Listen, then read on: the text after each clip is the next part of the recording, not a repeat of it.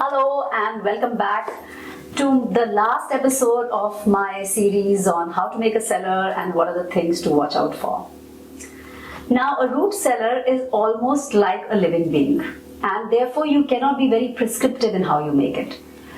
It's one of those things where you can't say that, she made it like this, so I'll also bake it like that. Because it's completely dependent on your circumstance, your temperature, your environment, your soil, your water table. So here are a few things to look out for when you are making your own root cellar.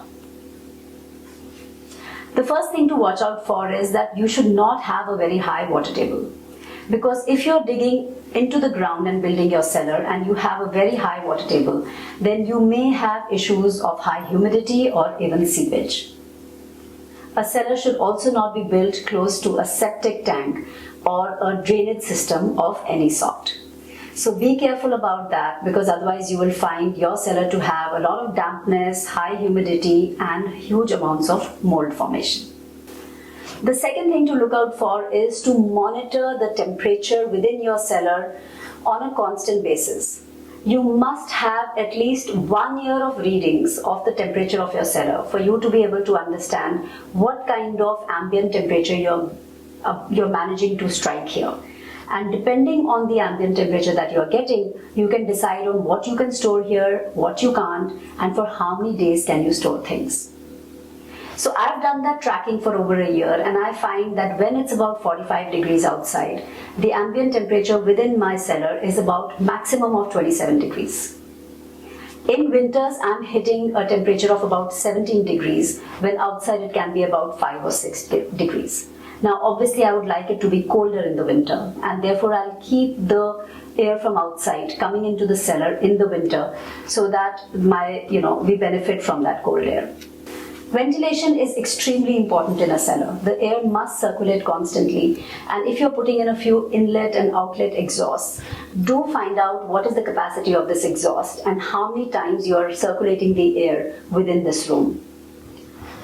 I did my calculation and actually started off only by putting one inlet and one outlet, and then realized that there were some dead spaces within my cellar where no air was being circulated. And then I punctured a hole in the wall and added one more outlet and one more inlet. So you have to keep experimenting to arrive at the best ventilation system. But it's important that none of your shelves are touching the floor or the walls, and there's free flow of air around everything that you keep in your cellar.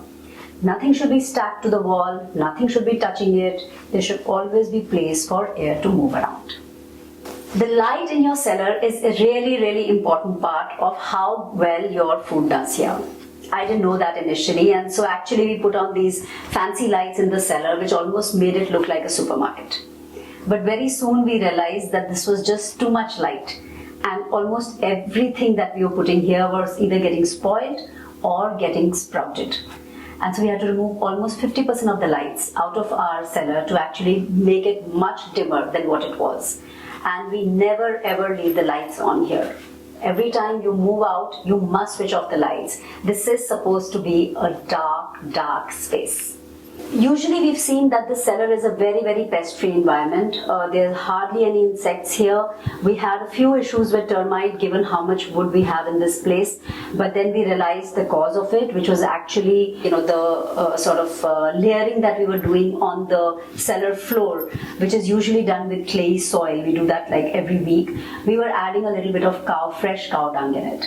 And that turned out to be a bad idea, because that brought in some termite eggs into the environment, which thankfully we could eliminate.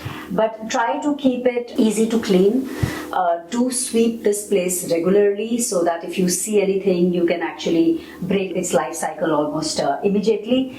And just make sure that things are movable and you can clean around them. I think that's really an important part. We've used wooden shells, but you can easily put metallic shells as well. They will do equally well. And experiment and see what works for you. If you have a very high humidity environment, then your metal shells might start rusting, so you may not want that. But if you have a low humidity environment, you can easily work with good metal shells instead. Okay, lastly from me, like I said, please learn and grow. Keep doing new things, moving things around, listening to your cellar, seeing its feedback, taking a call on what does well where. And with time, you'll actually master this space and you will find it to be extremely useful and a good addition to your homestead, especially if you're growing food which you need to store. So that's it from me. My name is Manisha Lath Gupta and I run the Aanandaa Permaculture Farm. If you're interested in sustainable architecture, sustainable housing and how to build with natural materials, you can follow our playlist called The Sustainable House. And you can even book tours of our house if you go to our website www.aanandaa.com and click on the house tour link. So see you soon and thanks for watching. Bye-bye.